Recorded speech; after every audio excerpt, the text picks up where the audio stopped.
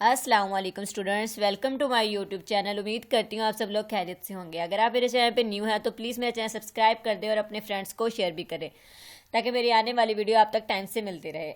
अब चलते हैं अपने टॉपिक की तरफ। हमारा आज का टॉपिक है मैथ 304 का करंट फाइनल टर्म पेपर, जिसमें हम इसके सब्जेक्टिव और ऑब्जेक्टिव दोनों डिस्कस करेंगे। सबसे पहले देखते हैं एमसीक्यूज की तरफ। तो पहला MCQ the ability of an object to return to its original position after it has been slightly turned is. इसका करेक्ट ऑप्शन होगा stability. A uniform rod C D of mass m is placed on two spots at A and B. If the road is on the point of titling about then A, then the following must be true after the reaction force at B. यहाँ पे इसका क्या होगा? It would be negative. मैंने काफ़ी जगह पढ़ा था, इसका यही आंसर मतलब करेक्ट लगा हुआ था। The resultant force acting in the couple is 0। उसके बाद नेक्स्ट भी आप लोग दिल्ली सबके आंसर यहाँ पे मेंशन्ड है। ये मेरा आज का पेपर था जो मैंने आप लोगों को शेयर कर रही हूँ। उम्मीद है कि इसी में से काफ़ी चीज़ें आपके पास रिपीट होंगी आपके पेपर में।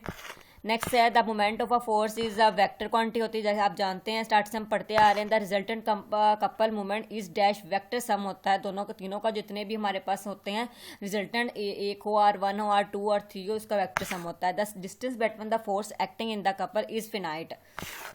इसका फिनाइट ऑप्शन राइट है। काफ़ी जगह ये 0 लगा हुआ था लेकिन वो रॉन्ग है, इसका फिनाइट आंसर होगा। तो उसके बाद नेक्स्ट है moment of force applied on door 15 newton metre and force applied, ये हमारे पास फोर्स दिया हुआ है और हमारे पास मोमेंट दिया हुआ है और F इज इक्वल टू हमारे पास होता है म्यू आर।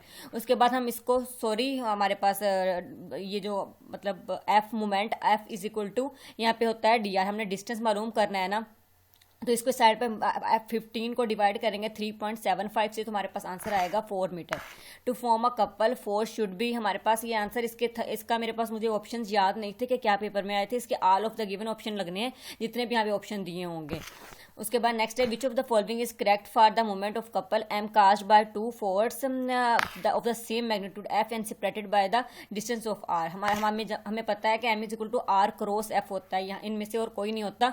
यहाँ पे आर स्टार भी हो सकता है, जैसे यहाँ पे इसके स्टार लगा हुआ है वैसे ही यहाँ पे स्टार हो सकता है। उसके बाद नेक्स्ट है if second equilibrium condition is satisfy the sum of torque will be 0। हम जो सेकंड फर्स्ट में हमारे पास फोर्सेज 0 होती हैं, F X is equal to 0, F Y is equal to 0, जबकि हमारे पास जो सेकंड इक्विलिब्रियम की कंडीशन है इसमें हमारे पास टॉर्क का सम और मोमेंटम जो मतलब सेम होता है इज इक्वल टू 0 होता है। नेक्स्ट है the applied torque means the dash of an applied couple moment of the couple.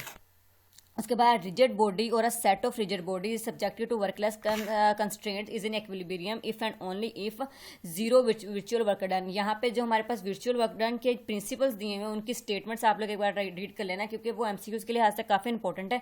उनकी जो स्टेटमेंट्स है वहीं आ रही है, ये तीनों की स्टेटमेंट, ये जो हमारे पास 0 है ये हमारे पास स्टेटमेंट दी हुई थी तीसरे प्रिंसिपल की। अब नेक्स्ट है the reaction of fixed point और fixed axis of a body is dash workless constant, ये भी उसी में से उसी टॉपिक में है। If the friction between two bodies is contact is not 0, जब ये कॉन्टैक्ट में होगा, ये कॉन्टैक्ट 0 होगा तब हमारे पास स्मूथ होगी, जबकि जब ये कॉन्टैक्ट इज नॉट 0 देन हमारे पास रफ होगी बॉडी। Tension of an extensible string is a workless की जो हमारे पास एग्जांपल्स दी हुई थी उसकी ये मतलब उसमें ये फाइंड किया हुआ है। Friction is mu and with the other against a smooth vertical then its inclination to the vertical पे एंगल मैंने आप लोगों को लेक्चर्स में भी बताया था कि वर्टिकल पे एंगल साइन बनता है, जबकि हॉरिजॉन्टल पर कोज। यहाँ पे हॉरिजॉन्टल का होता है तो हम कोज इनवर्स म्यू लगाते हैं, जबकि यहाँ पे वर्टिकल है तो साइन इनवर्स म्यू।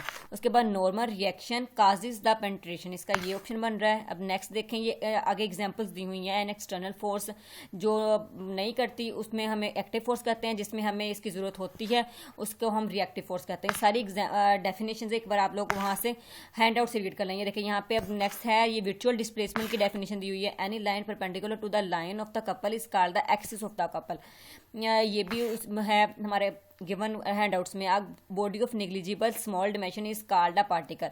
आप लोग इतना सिर्फ देख लें कि फाइल में से थोड़ा कम ही आ रहा है, कुछ ही आ रहा था, मैंने सारे हैंडआउट्स क्लियर किए थे, उसी में से ज़्यादा एमसीक्यूज आए हैं।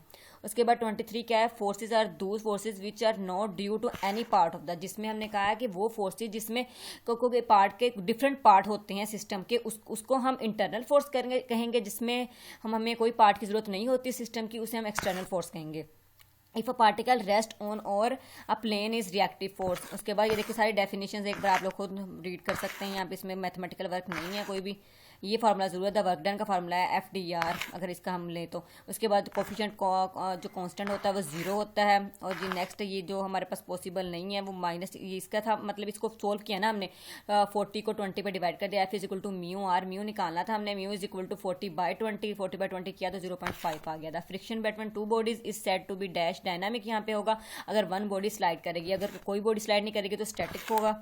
ये देखिए नेक्स्ट है, which of the following is not a particle, जब पार्टिकल की सूरत में नहीं होगा जब ये माइनस में आंसर आएगा। उसके बाद शॉर्ट क्वेश्चन देखते हैं, जो मुझे शॉर्ट क्वेश्चन आए थे ये 33 MCQs कंप्लीट हो गए हैं, बाकी 40 जो एक्स्ट्रा थे वो मैंने यहाँ पे राइट नहीं किए।